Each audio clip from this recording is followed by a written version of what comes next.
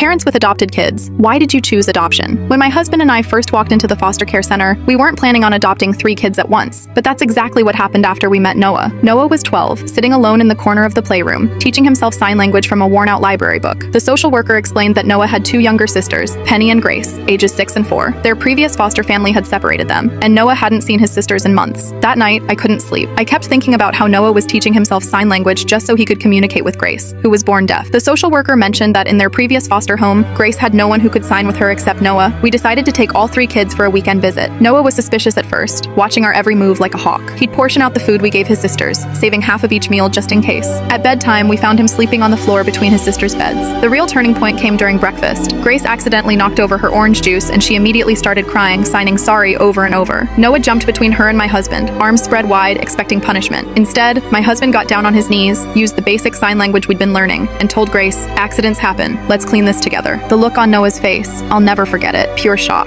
That weekend turned into a week, then a month. We enrolled in sign language classes as a family. Noah started teaching us the signs he'd made up with Grace, their own secret language. Penny, the middle child, began sleeping through the night instead of having nightmares. But just as things were settling, their birth mother resurfaced, demanding visitation rights. Noah became withdrawn again, hoarding food in his room. Grace stopped signing altogether. Penny's nightmares returned. The birth mother missed the first 2 scheduled visits. On the 3rd try, she showed up high. Noah took one look at her and signed to Grace, "Cover your eyes." That's when I knew. These were our kids. We were going to fight for them. The legal battle lasted 8 months. We discovered she'd been arrested twice since abandoning them. Every time she missed a court date, Noah would ask if we were sending them back. We kept promising we weren't going anywhere. The day we won full custody, we celebrated by letting the kids pick dinner. They chose breakfast food. Noah made chocolate chip pancakes, his specialty. Grace taught us the sign for forever family. Penny drew a picture of all of us. We thought that was our happy ending, but then Noah dropped a bomb. He asked if he could change his last name to ours. When we said yes, Grace and Penny wanted to change theirs too. The next surprise came from Noah. He'd been saving his allowance for months. He bought us each a sign language dictionary with a note that read, "Thanks for learning my language. Now I want to learn yours." Last week, Grace had a dance recital. Noah signed every word of the music for her while she performed. Penny filmed it all. My husband cried, though he denies it. This morning, I found Noah teaching the girls how to make pancakes. They had flour everywhere. 3 years ago, that would have sent them into a panic, expecting punishment. Today, they were laughing. Grace noticed me watching and signed, "Mom, want pancakes?" Noah turned around, covered in flour, and signed, "They're not as good as yours." That was a lie. His pancakes are way better than mine. That's when Penny announced she'd invited her entire class over for a pancake breakfast. Tomorrow. Noah just grinned and signed, "Better get more chocolate chips." Sometimes people ask why we chose adoption. Truth is, we didn't. These kids chose us.